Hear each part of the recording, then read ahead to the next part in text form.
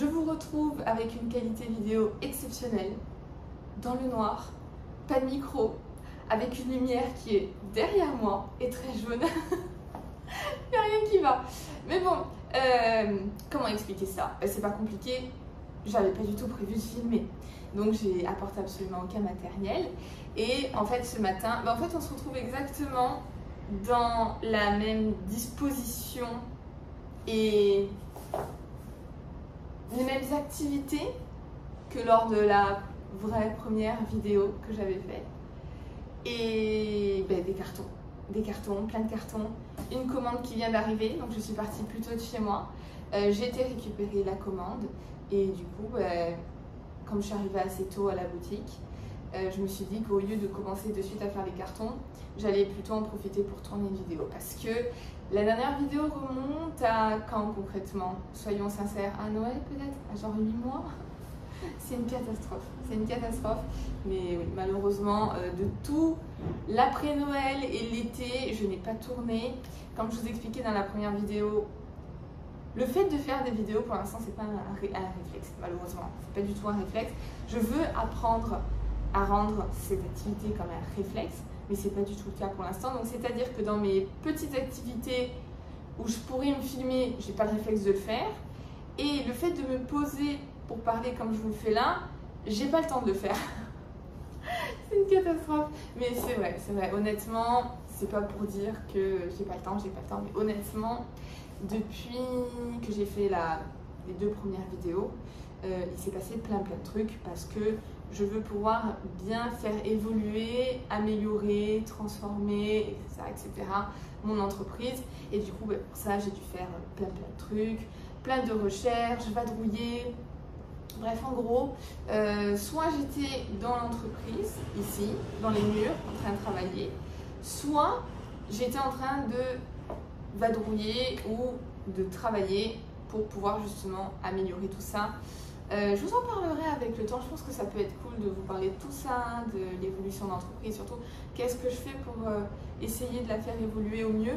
Je me dis que ça peut être intéressant, genre la vie de quelqu'un qui est vraiment part de zéro puis évolue dans le temps, au même titre que mon apprentissage de japonais d'ailleurs. J'ai pas encore le réflexe de prendre ma caméra et de me balader avec.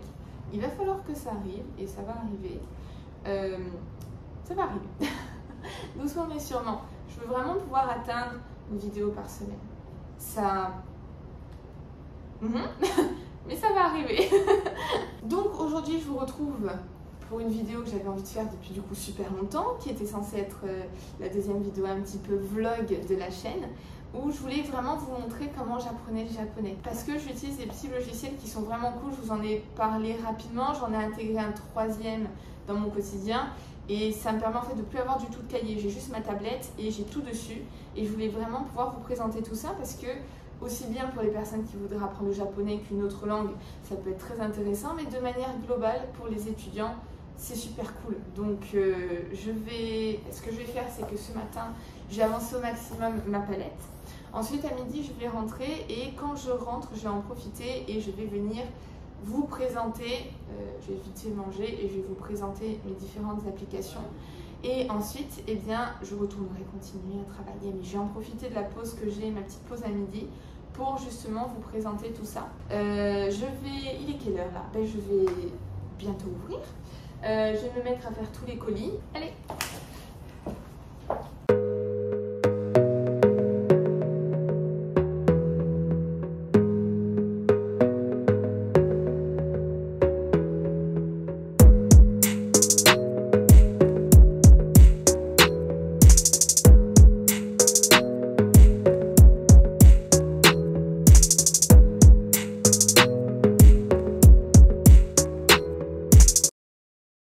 Bon alors, et à ma tête, et à la luminosité, on peut remarquer qu'on n'est ni le midi, ni le même jour.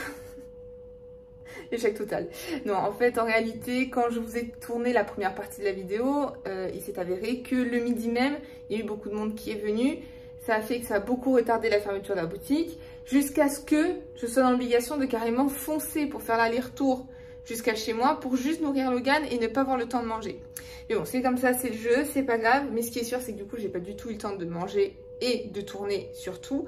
Donc résultat des courses, je tourne en cette soirée, quelques jours plus tard, et du coup j'ai sorti, comme vous avez pu le voir, mon petit attirail avec mon giga trépied. En fait c'est pas du tout un giga trépied, il est pas stable, mais il me suffit amplement, il est très bien déjà, donc on va le chérir autant que possible. Et je vais vous montrer justement de suite comment je fais mes cours et comment je m'organise pour ma prise de notes, pour retenir les informations, etc., etc. Donc comme vous pouvez le remarquer avec ce décor, on n'est ni à l'endroit ni au jour auquel je devais tourner la vidéo. Est-ce que ça vous étonne? Absolument pas. Donc là on se retrouve à la boutique sur mon petit bureau tout nouvellement installé, donc c'est parfait. Bon, l'esthétique est pas terrible, hein, on va pas se le cacher, mais ma foi, ça fera le taf.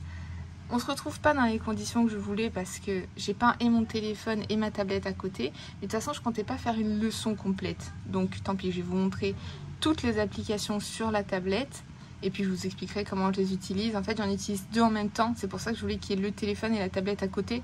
Mais c'est pas grave, je vous les montrerai individuellement. Et donc actuellement, mes yeux sont comme ceux d'un caméléon. C'est-à-dire j'ai un œil collé à la porte d'entrée, voir si quelqu'un arrive. Et un œil collé de ce côté-ci, voir si ça enregistre correctement. On fait comme on peut, on fait comme on peut. Je vais essayer de garder l'écran propre. Je dis pas que je vais y arriver, mais je vais essayer au maximum parce que sinon ça risque de vite être dégueulasse. Ok, donc on va commencer avec la première application que j'utilise tout le temps pour apprendre le japonais. Donc c'est celle qui est juste ici, c'est Boozoo. Enfin, je prononce ça comme ça en tout cas. Alors je vois qu'il y a une nouvelle leçon de coréen. Ok, ça c'est cool, ça a été mis à jour.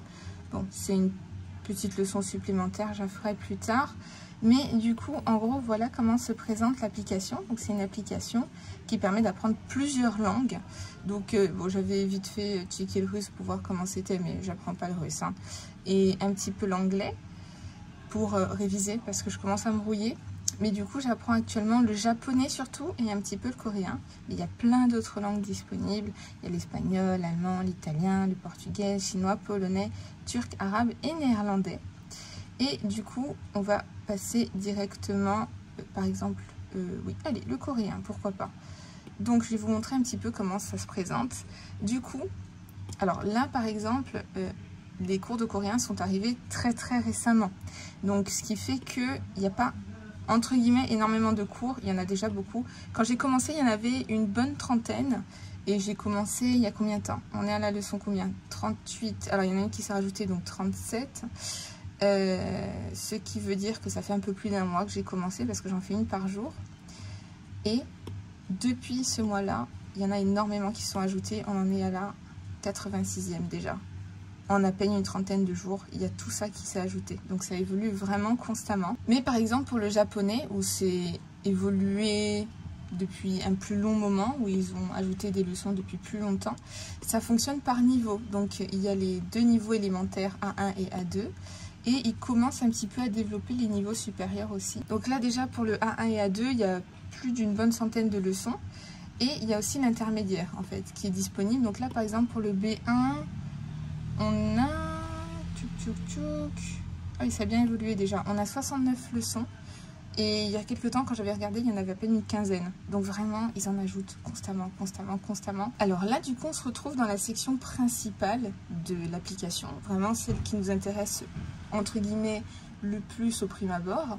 Ça va être toutes les leçons. Et les leçons, elles se décomposent en justement différentes notions. Donc il va y avoir des notions de grammaire, de vocabulaire, d'écriture, d'oral, etc., etc. Et du coup, il va y avoir différentes petites leçons qui vont permettre de décortiquer des notions au fur et à mesure. Donc c'est très digeste. Et si on fait une leçon par jour, justement, ça permet d'évoluer doucement. Donc ça déjà, c'est trop cool, c'est hyper intéressant. Les petites leçons, du coup, je vais vous en montrer une vite fait. Pas perdre trop de temps non plus, on va prendre la première parce qu'elle est rapide. Donc là on est sur une notion de vocabulaire et du coup ça va être les premiers vocabulaires qu'il nous faut voir dans l'application. Donc il y a justement des mots qui vont être prononcés, il va falloir que nous-mêmes on les prononce correctement. Il y a les écritures, là pour l'instant ils nous mettent en romaji, mais très rapidement on va passer au kana quand on les aura appris au fur et à mesure des leçons. Et donc c'est de la répétition. beaucoup de répétitions. On apprend quelques notions en début de leçon ou un petit peu étalées dans la leçon. Et après, c'est de la répétition pour être sûr de comprendre et d'intégrer la notion. 私はマリコです。私はケンです。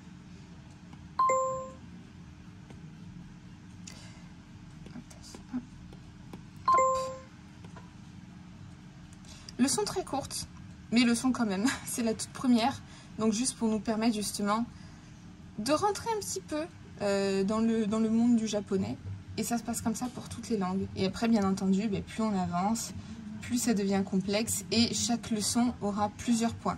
Là, c'est vraiment pour le bienvenu, on a juste une petite notion de vocabulaire, mais plus on avance, plus il va y en avoir. Là, par exemple, ça se fait en 4 temps, et souvent quand il y a 4 temps, c'est parce qu'à la fin, il y a soit un dialogue, soit un exercice à faire soi-même qui est envoyé à la communauté, mais ça, je vais vous montrer après. Donc ça, c'est pour la section principale avec tout ce qui est leçon. Dans un second temps, il y a effectivement la communauté. Donc ce que je viens de dire, c'est que lorsqu'on fait des exercices qui nécessitent d'être corrigés, c'est renvoyé vers la communauté. Et sur cette communauté, là du coup, vu que j'utilise pas l'application sur la tablette, ça m'explique tout. On se retrouve avec des gens qui font des exercices et on va devoir les corriger. Alors du coup, quand on se met sur l'application, on explique quelle langue on veut apprendre et quelle est notre langue native. Et ensuite, ce que fait l'application, c'est qu'elle nous envoie des exercices d'élèves du monde entier à corriger dans notre langue maternelle. Et de la même manière, quand on a des exercices que nous, on fait, ils sont envoyés vers des natifs qui vont pouvoir les corriger pour nous. Ensuite, ce qui est trop bien avec cette section communauté, c'est qu'on n'est pas obligé d'attendre d'avoir des exercices qui nous sont imposés par les leçons pour en faire. On peut cliquer sur s'entraîner et on peut choisir une image dont on veut parler. Donc ça va nous permettre en fait de faire des petits exercices, soit d'écriture, soit d'oral, qui n'ont rien à voir avec les leçons pour nous entraîner et qui vont ensuite être corrigés par les différents élèves de l'application. Donc ça c'est trop cool parce que si la notion de communauté justement et d'échange vous plaît énormément, rien ne vous empêche de faire plein d'exercices de ce genre sans avoir à passer par les leçons pour en trouver en fait. Et ça c'est beaucoup trop cool. Donc justement quand vous choisissez un sujet, ensuite c'est à vous de dire si vous voulez faire un exercice à l'écrit ou à l'oral. Ensuite, troisième onglet hyper intéressant et le dernier, c'est réviser. Alors réviser, en fait, ça permet de revoir tout le vocabulaire qu'on a vu jusque-là, toutes les notions et de grammaire et de vocabulaire d'ailleurs qu'on a vu jusque-là. Moi pour l'instant je ne l'ai pas trop utilisé, il va falloir vraiment que je m'y mette, mais c'est trop bien parce que si on veut justement conserver les données qu'on a apprises jusque-là, si on ne veut pas les perdre entre temps, on peut réviser en passant soit par cette section-là, en révisant les différents mots ou en préparant des quiz, et en grammaire et en vocabulaire. Donc soit on révise la grammaire, soit le vocabulaire. Il nous dit aussi ce qu'on a déjà révisé ou non, donc ce qu'il estime comme étant à travailler ou acquis.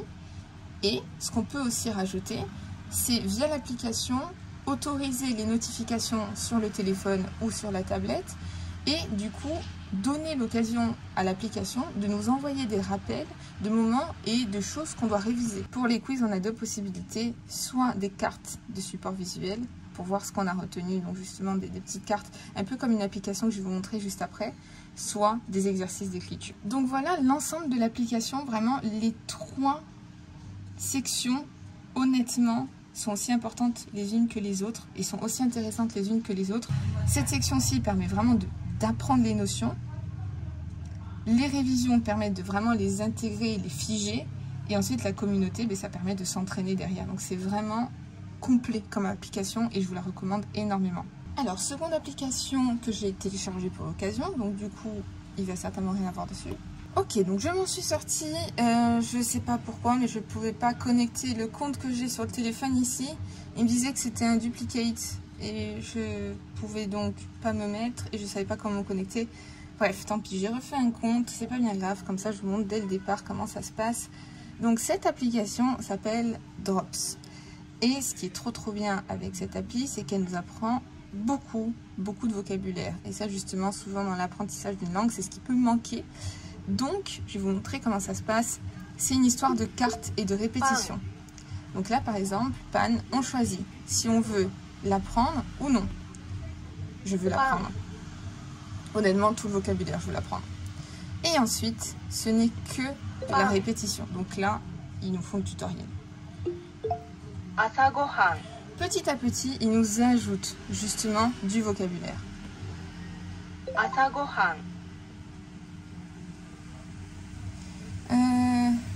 Oh, 10 minutes. Alors oui, effectivement, ça aussi, je voulais vous en parler. Cette application a 2 versions, une payante, une gratuite.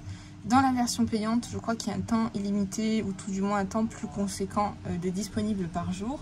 Mais dans la version gratuite, il y a 5 minutes qui nous sont données tous les jours gratuitement.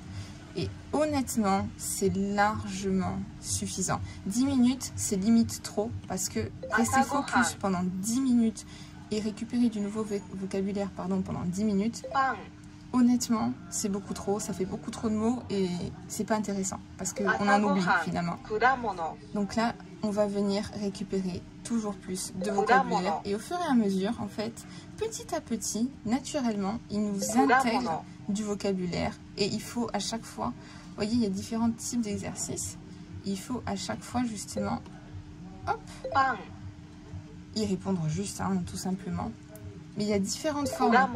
Alors ça peut être de l'écriture, relier le bon mot à l'image, relier le bon mot au son, etc., etc. Là par exemple, il faut dire si l'image correspond au mot. Oui, c'est le cas. On switch vers le OK. Alors on va juste se mettre en pause, comme ça je vais vous montrer quelque chose. Les mots sont triés par catégorie. Ça aussi c'est beaucoup trop bien. Donc là, on fait dans l'ordre qui nous est donné, mais on peut très bien commencer par autre chose. Là, ils nous font commencer par la nourriture, mais on peut commencer par d'autres sections. Moi, je fais dans l'ordre qu'ils nous donnent parce que j'estime que c'est un ordre qui est logique, et puis même par rapport à la difficulté, etc. Bref, je fais comme ils me disent, quoi. Et justement, tout est trié par catégorie. Donc là, on a les canins. Ensuite, là, c'est la nourriture, donc les aliments, plus aliments, à table, le petit déjeuner, les fruits, les légumes, etc., etc. Et donc, on a ne serait-ce qu'avec toutes ces catégories, en sachant qu'il y a à peu près un peu moins d'une vingtaine de mots par catégorie, on se retrouve très vite avec des centaines de mots en fait qui nous sont donnés. Là, ça va être la nourriture, il y a le voyageur, il y a le monde du travail, les animaux, les relations humaines, la santé, etc. Donc imaginez, une fois qu'on a appris toute l'application, le vocabulaire hyper conséquent qu'on a, d'autant plus qu'ils nous apprennent à apprendre aussi en kana.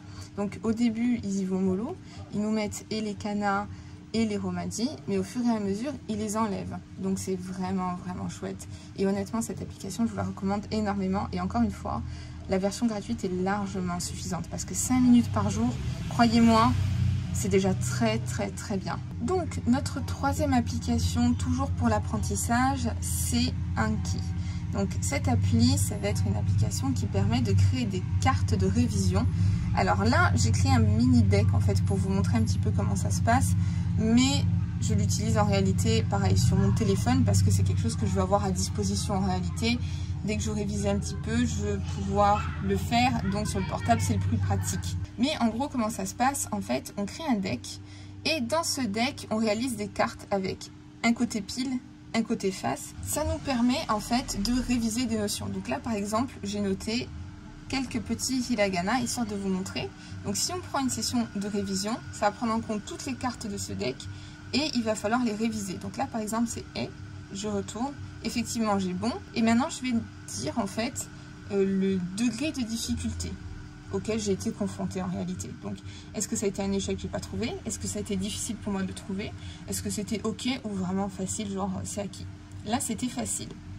Sauf que comme je suis en train de parler actuellement, l'application, elle considère que j'ai mis quand même du temps à trouver l'information. Même si moi, j'estime que ça a été facile pour moi, elle estime que mon cerveau a quand même mis un certain temps à trouver l'information. Et elle va prendre en compte cette information dans son calcul des révisions que je dois faire.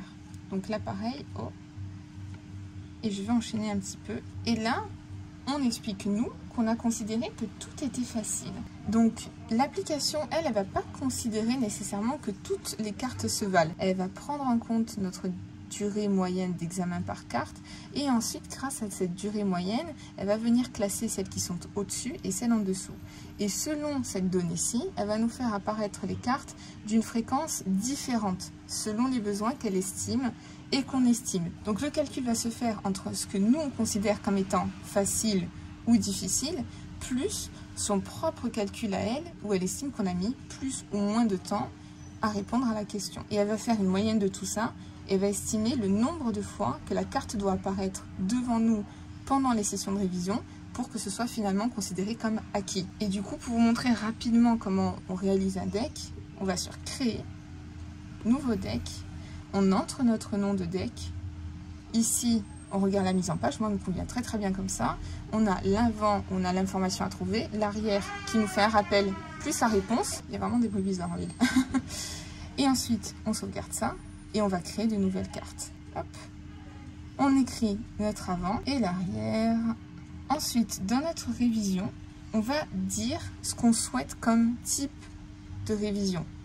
Donc là, il y a soit du dos vers l'avant, de l'avant vers le dos ou tous. Et moi, je prends tous. Parce que je veux pouvoir réviser dans les deux sens pour les hiragana et katakana, les kanji, etc., etc.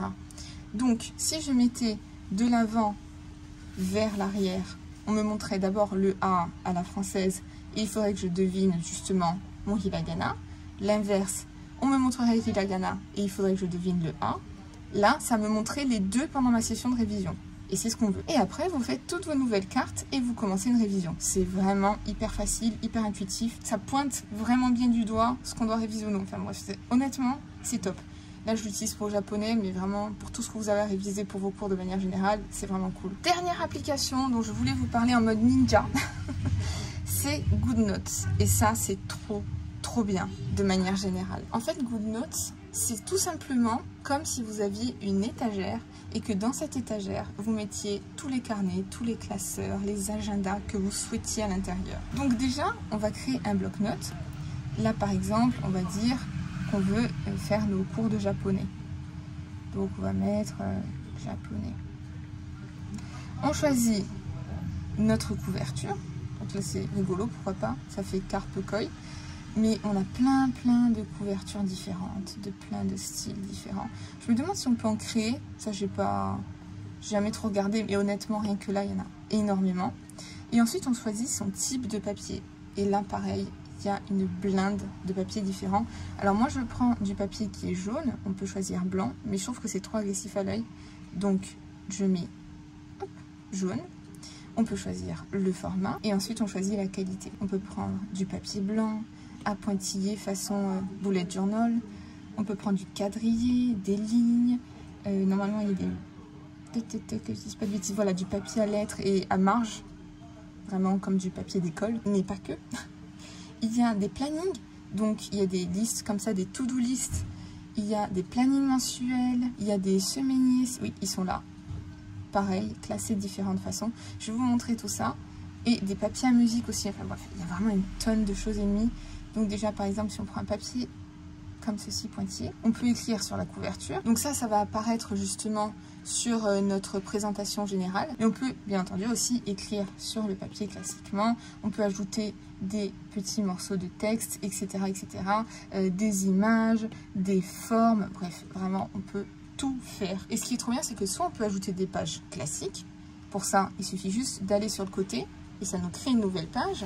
Et ensuite, on peut aller là et on voit l'ensemble de nos pages, donc c'est beaucoup trop cool. D'ailleurs aussi, s'il y a des pages qui nous sont importantes ou qu'on doit réviser ou qu'on doit conserver, on peut mettre des petits marque-pages. Et comme ça, quand on regarde l'ensemble, on les trouve beaucoup plus facilement. Bref, c'est trop bien. Mais du coup, non seulement on peut s'ajouter des pages, mais on peut s'ajouter des pages aussi d'un autre style. Donc pour ça, on va là et on choisit le style de page qu'on veut. Donc par exemple, moi maintenant, je veux une liste de tâches. Je l'ai ici.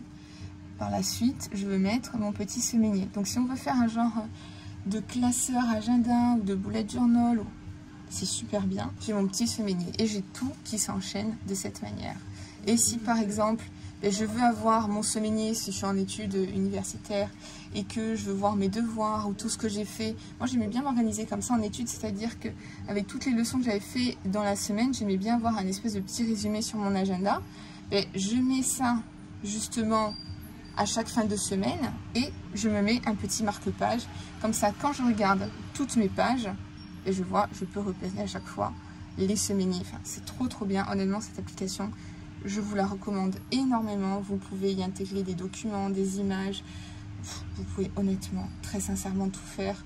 J'adore cette appli et de manière globale, pour tout ce qui va être organisation, écriture, prise de notes, c'est le top.